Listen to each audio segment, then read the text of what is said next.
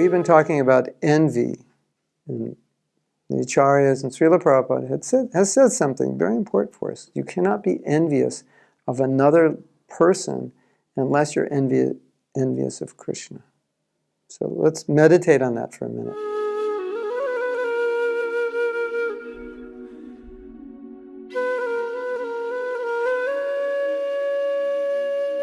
Often, we won't even admit we're envious. We may be critical of someone.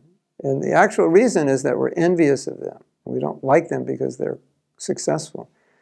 But as I said in another video, that's very, very difficult to admit. Most of us will not be honest enough with ourselves to admit that I'm criticizing this person because I'm envious. But we need to understand, if we're very critical, especially blasphemous, as we're saying, trying to pull down a good person, or for one fault, condemning the person entirely, we need to admit there's envy there.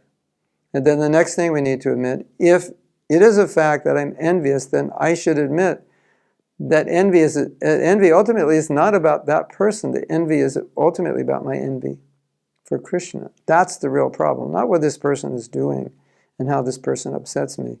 That's just a red flag for me to know that my envy of Krishna is being activated by what this person is doing. And if I were not envious of Krishna, what this person is doing would not be so upsetting, or at least it would not cause me to be so critical. Maybe it's upsetting because what they're doing is not proper, so I'm upset that Krishna consciousness movement may be negatively impacted.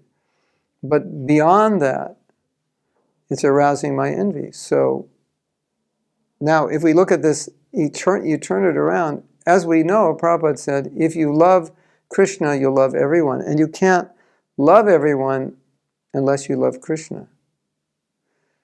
So the same applies for envy. You can't be envious of anyone unless there's some envy of Krishna.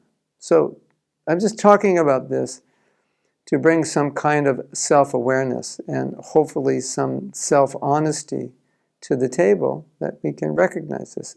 Anytime we're looking at someone and saying, I don't like what they're doing, or criticizing them, then ask yourself, am I actually envious of this person?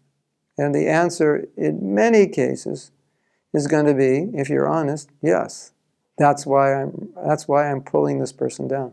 That's why I'm exaggerating the truth, so-called truth. I'm exaggerating against that person. Because ultimately I'm envious. And that we might try to tell ourselves, no, they're a bad person, they're doing something wrong, etc., etc.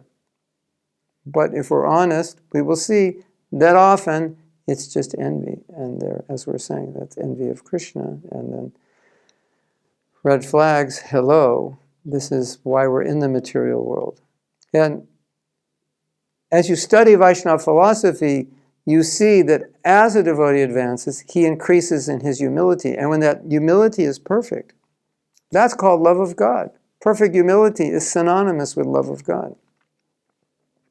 And Srila Bhaktisiddhanta said that I criticize because I lack humility. So that's something that is very important for us to admit and meditate on. That I criticize because I lack humility. I don't criticize because I'm a great devotee. I'm so great, I can see what's wrong, I'm going to change the Hare Krishna movement, I'm the revolutionary. Okay, that's there to some degree. But when it goes into Raja and Tamagun, it's just starting to become a manifestation of my own pride. And we need to admit that. Because as we progress, humility increases. As humility increases, the need or desire to condemn and put others down is minimized. And then it comes to the point when we're perfectly humble, the Mahabhagavad, it comes to the point everyone's better than I am. So if the goal is to see everyone is better than I am, and we're spending our life pulling this one down and criticizing that one, then obviously we've got a ways to go. Hare Krishna.